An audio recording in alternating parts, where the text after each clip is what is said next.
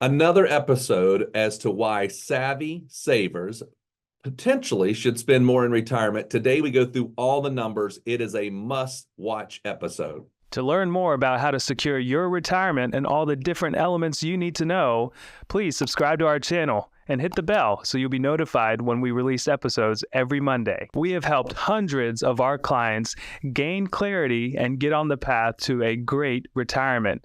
Now it's your turn. Let's dive in.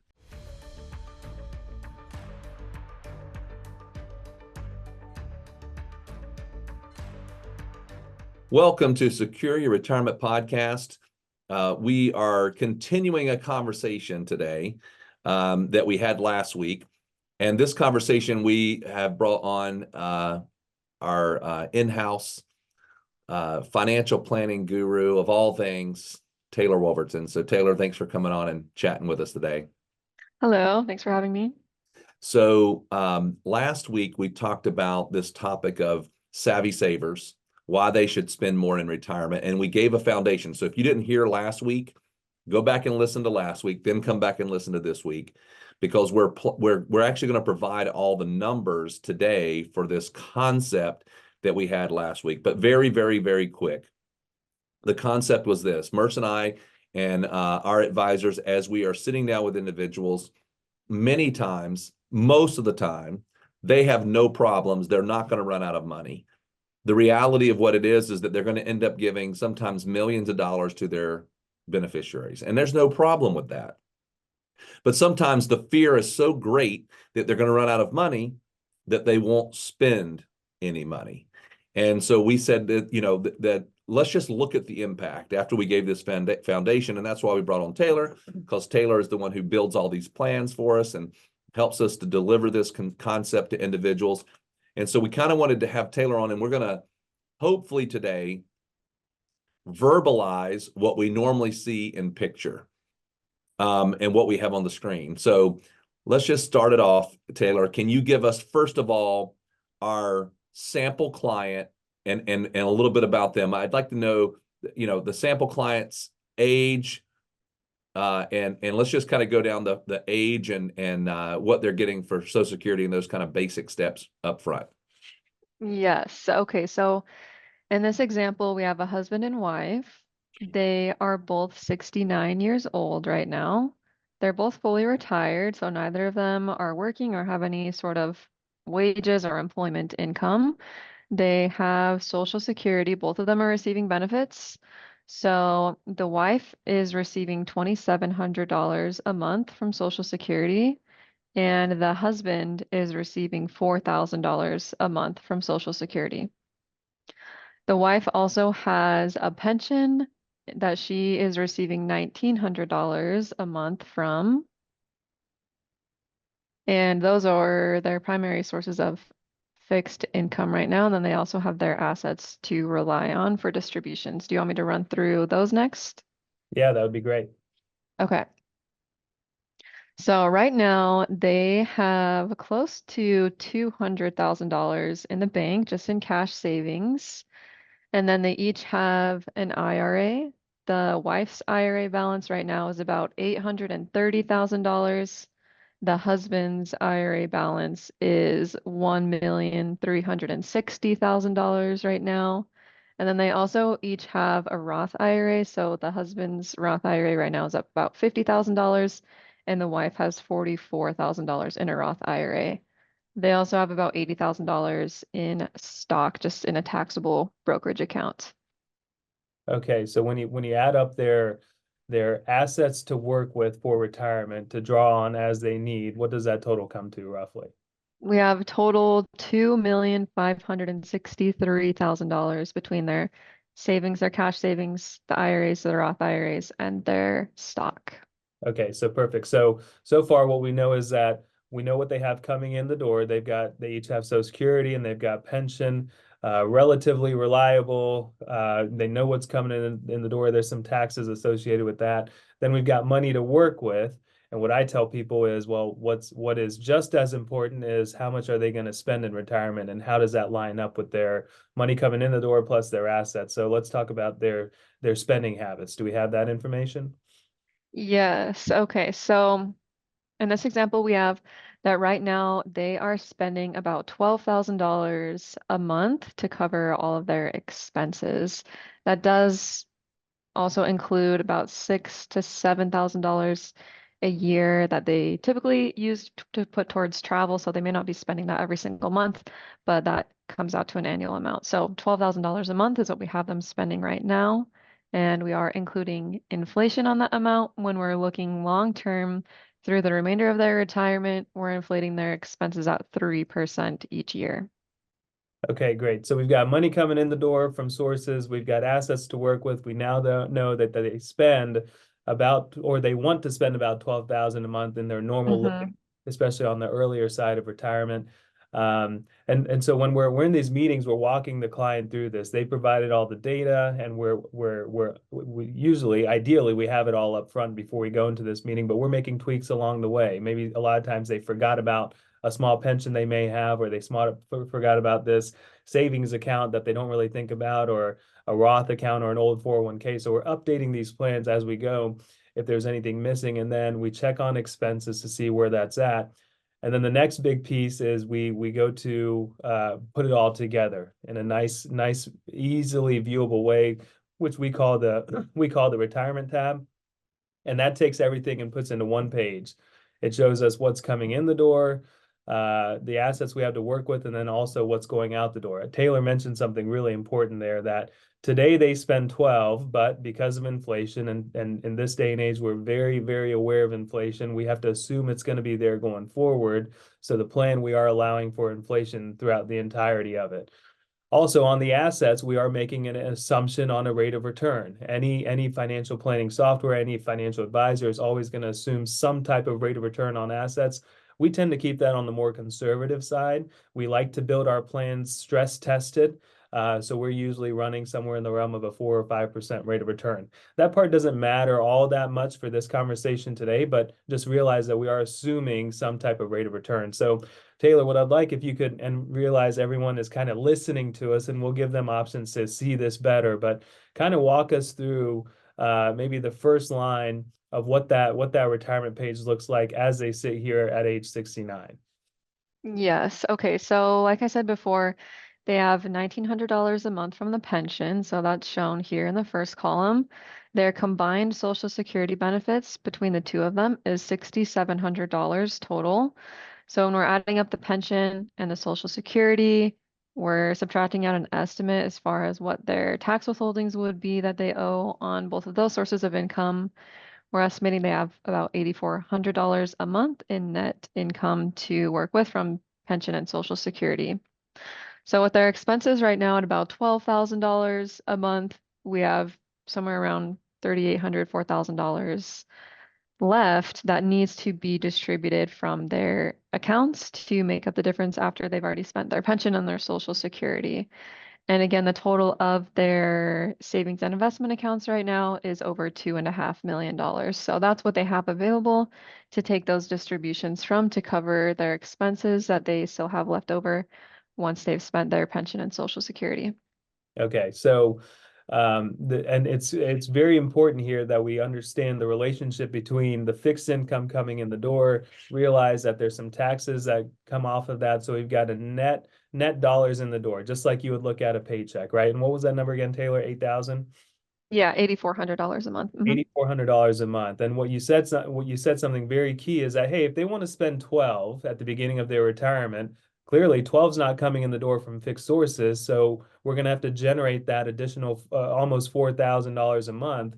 And what we have to look at as advisors and projecting this out for the rest of their lives is that, does the plan work? That's not step number one, is just based off of kind of creating this baseline look of a plan. They've got money to work with. They need about $4,000 a month or $48,000 a year net in the door after taxes. How does this plan start to operate? So typically in a meeting, what we would do is we'd start scrolling down the years, right? And as we say, maybe they're 69 now. As we get to say age 80, right? So project forward 10 years, a couple of things have happened. Maybe they've gotten some Social Security increases, but also, and their assets have also grown, but they're still drawing. And remember, I said that thing about inflation. So let's start with that one, Taylor. The 12,000 a month today, just to get to Mhm. their age 80, pure numbers here on a 3% inflation rate. What do their expenses go to now?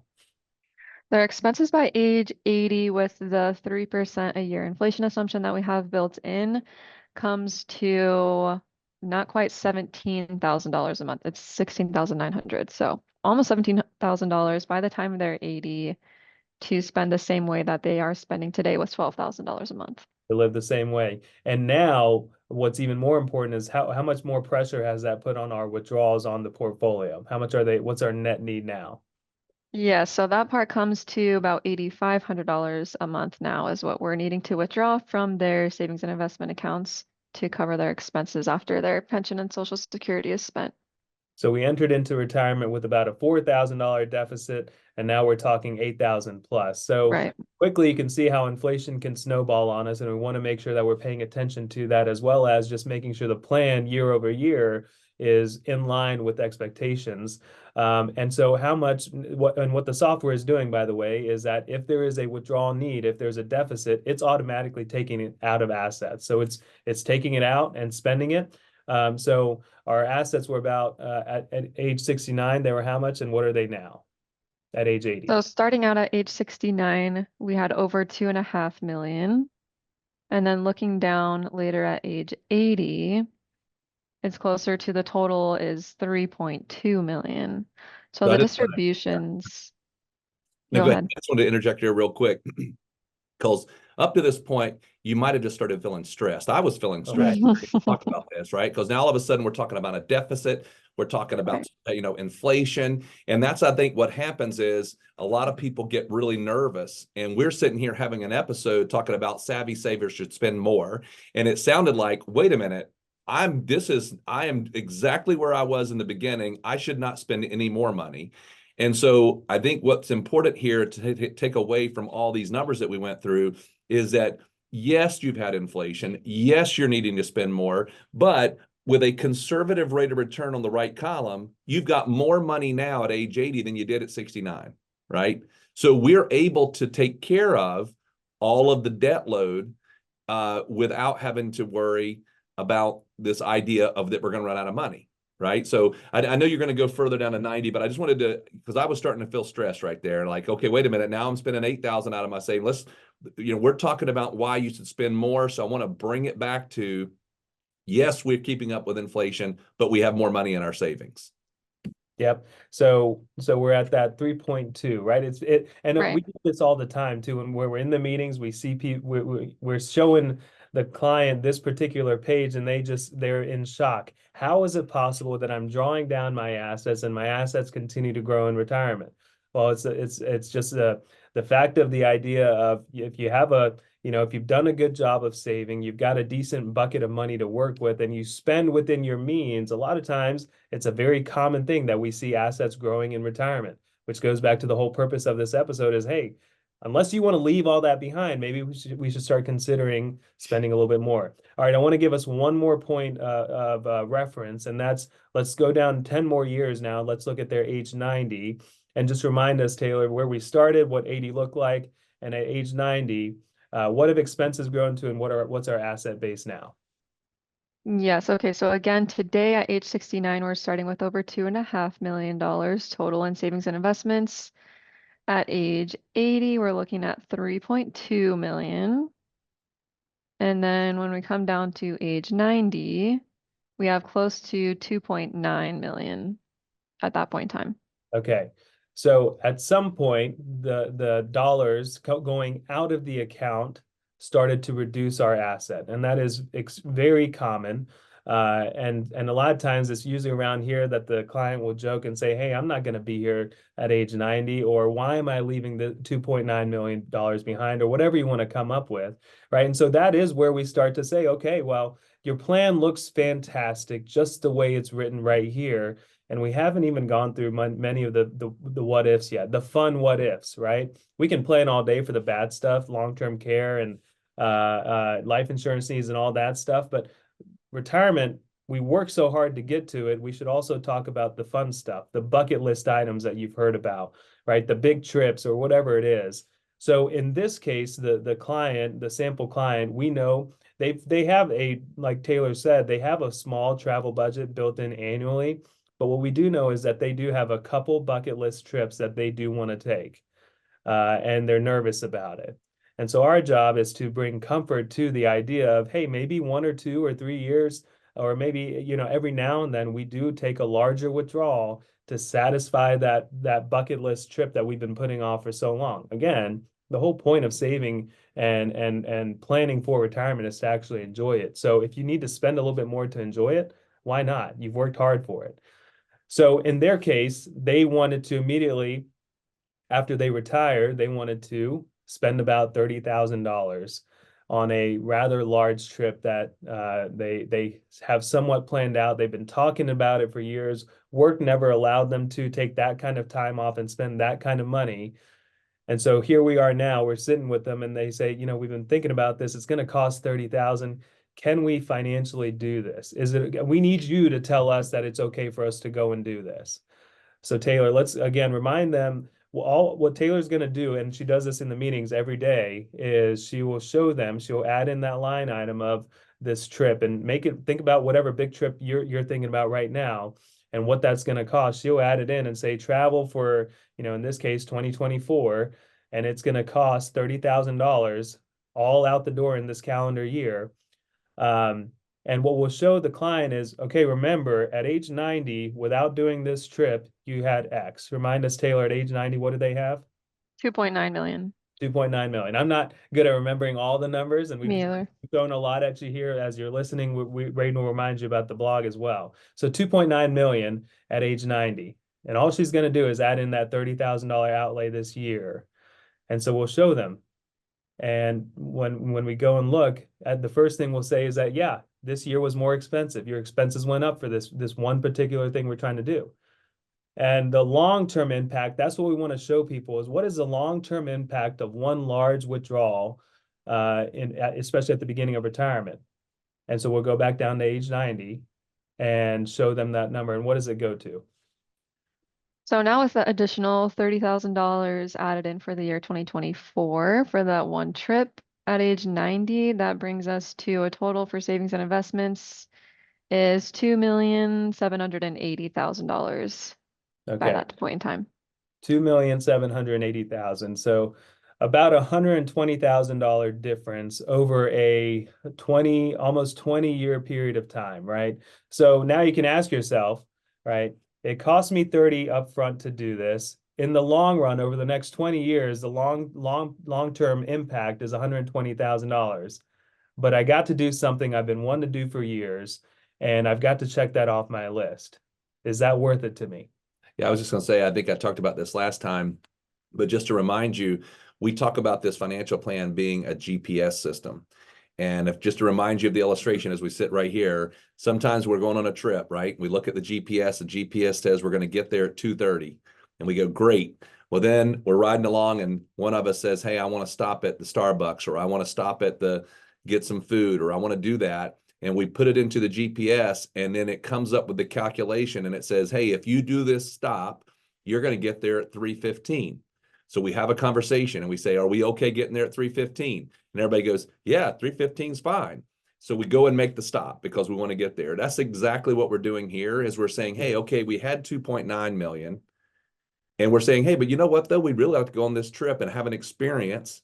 And in order to do that, we're going to end up with 2.7 million. Are we okay spending that in order to get that trip and have that memory?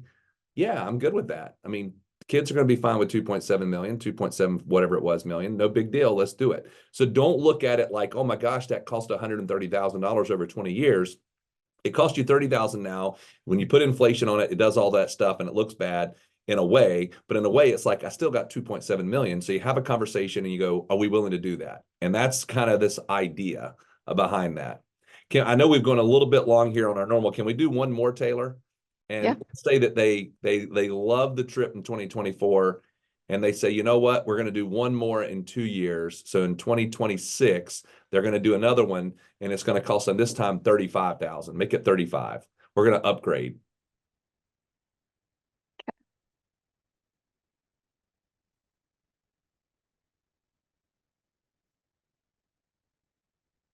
Okay, so I'm just adding in another trip, $35,000 for the year 2026, in addition to the $30,000 that they're going to spend on traveling this year in 2024.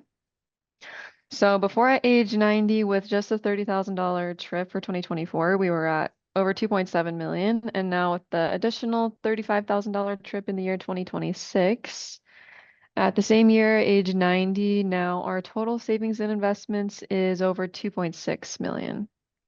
Yeah.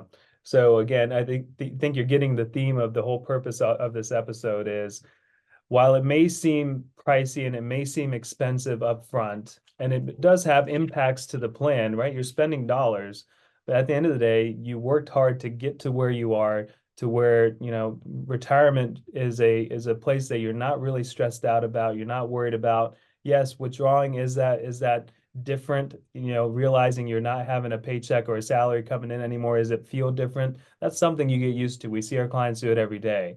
What we want you to start thinking about more and more, especially if you're still working, is what am I working towards in retirement? And what type of bucket list items have I been putting off? But the way I say it is that the sooner we can plan for it, the sooner we understand the numbers around it, the sooner we can make it a reality. So I encourage you to start thinking about those so that we can make it a reality and you actually enjoy it rather than just giving it all away. Yeah, and don't get caught up in the numbers. Don't be like, I never would spend $12,000 a month, or I don't have $2.5 million. Your numbers are your numbers. You may say, I only spend $7,000 and I've only got $1.5 million, and everything still works very good for your situation. Don't get caught up in that. The relationship between what I'm spending and what I have, completely different for different people. We wanted to give an example. We run into this all the time, regardless of those two numbers. We obviously, if you're spending too much, then that's a whole different story. That's just not our typical client. Our typical client is spending pretty frugal compared to what they made, and they've done a good job saving. So keep that in mind. Merce mentioned it earlier. We did go through a bunch of numbers. Don't worry about that. All you want to do, if you want to see all the numbers, go to our blog page, pomwealth.net. Go to the blog page. We have a whole article written on this with all the numbers there. You can see it clearly, read it through. It'll help you identify whether or not you want to have any questions. If you have questions and you'd like to see your numbers, whether you already are a client or you're maybe not a client, but you want to see those numbers, just go to our website, top right-hand corner, click on schedule call. Our schedule will come up. We'll be able to hop on a call. We'll do a little bit of a question and answer. Then we can build out the plan and show you exactly what that looks like for you. But thank you very much, Taylor. We appreciate all of the numbers and all of the helping us there. And we will talk to everyone next Monday. We hope this video has given you some confidence and clarity as you plan for a worry-free life in retirement. But what else do you need? We have created a complimentary video course called 3 Keys to Secure Your Retirement. This video walks you through step-by-step what you need to do to get ready for retirement. You can also check out our podcast called Secure Your Retirement. You can subscribe below. For more retirement tips, check out these videos. Also, if you find them valuable, please subscribe to our YouTube channel and give us a like.